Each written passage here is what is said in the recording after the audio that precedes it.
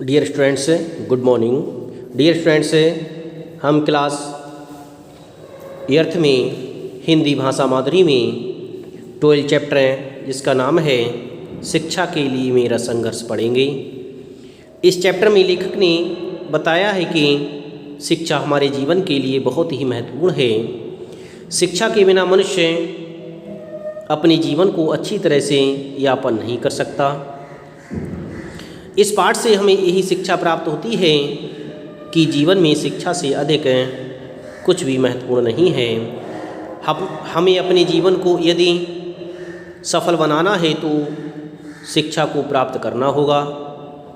शिक्षा को प्राप्त करके ही मनुष्य इस समाज में उच्च स्थान प्राप्त करता है। प्रस्तुत पाठ से यह शिक्षा मिलती है कि जीवन में शिक्षा से अधिक कुछ भी महत्वपूर्ण नहीं है। हमें अपने जीवन में शिक्षा के लिए हर संभव प्रयास करना चाहिए। शिक्षा प्राप्ति के लिए संघर्ष करना चाहिए, जिससे हम इस संसार में अपनी एक अलग पहचान बना सकें। इस तरह से लेखक कहता है कि हमें शिक्षा के द्वारा अपने जीवन को सफल बनाना है।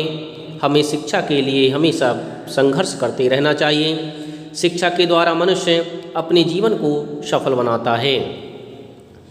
अब हम इस चैप्टर को पढ़ने जा रहे हैं, इसे आप ध्यान से समझें। एक दिन जब मैं कोयले की खान में काम कर रहा था, तब मुझे खान में काम करने वाले 2 मजदूरों की बातों को छिपकर सुनने का मौका मिला।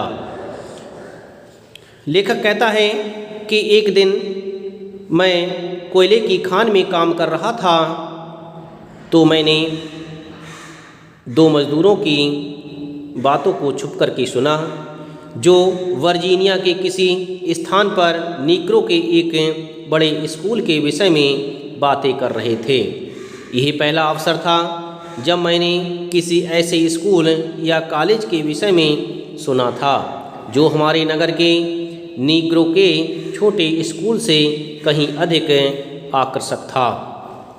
इस तरह से लेखक कहता है कि मैंने 2 मजदूरों की बातों को सुना जो वर्जीनिया के किसी एक स्थान पर उपस्थित नीग्रो के एक बड़े स्कूल के विषय में बातें कर रहे थे। यह स्कूल मैंने पहली बार सुना था। मैंने यह भी विचार किया कि यह स्कूल अन्य छोटे स्कूलों से कहीं अधिक आकर्षक था। जब वे स्कूल का वर्णन कर रहे थे, तब मुझे ऐसा लगा कि यह पृथ्वी का सबसे महान स्थान होगा। उस समय मुझे स्वर्ग में इतने आकर्षण प्रतीत नहीं हुए जितने कि वर्जीनिया के उस हैम्पटन नॉर्मल एग्रीकल्चरल इंस्टीट्यूट में हुए, जिसके विषय में ये व्यक्ति बातें कर रहे थे। मैंने तुरंत उस स्कूल में जाने का निश्चय किया, यद्यपि मुझे यह भी पता नहीं था कि यह कहाँ और कितने मील दूर है या मैं वहाँ कैसे पहुँचूँ। लगातार मुझे एक ही अभिलाषा प्रेरित कर रही थी। अभिलाषा का अर्थ होता है इच्छा के लिए। लेखक कहता है कि मुझे एक ही अभिलाषा थी, एक ही इच्छा थी कि मैं हैम्पटन में जाऊँ। दिन रात यह विचार मेरे मन में रहा। मैं दिन रात यही विचार करता रहता था कि मुझे उस स्कूल में जाना है जिसके विषय में ये मजदूर कार्य करते हुए बता रहे हैं। मेरे मन में यही इच्छा थी, यही अभिलाषा जागृत हो रही थी कि मुझे जल्द से जल्द उस स्कूल के विषय में जानकारी प्राप्त करनी है और मुझे उस स्कूल में जाना है। 1872 ईस्वी के पतझड़ के मौसम में मैंने वहां जाने का निश्चय किया। मेरी माताजी इस बात से दुखी थी कि मैं एक ऐसे कार्य को करने जा रहा हूं जो असंभव है।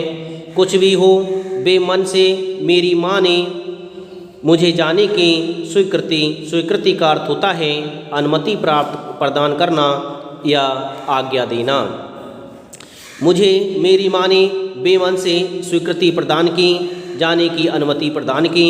मेरे पास बहुत थोड़ा धन था जिससे मैं कपड़े खरीदूं और यात्रा के लिए व्यय करूं। मेरे भाई जॉन ने जितनी सहायता वह कर सकता था किंतु वास्तव में वह काफ़ी नहीं थे।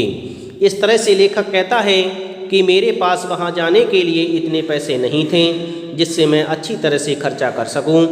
मैं अपने कपड़ों को भी खरीद लूं और यात्रा में भी व्यय कर सकूं, यह मेरे पास इतना धन नहीं था। मेरे भाई ने मेरी सहायता तो की, परंतु वह सहायता काफ़ी नहीं थी, मेरे लिए पर्याप्त नहीं थे।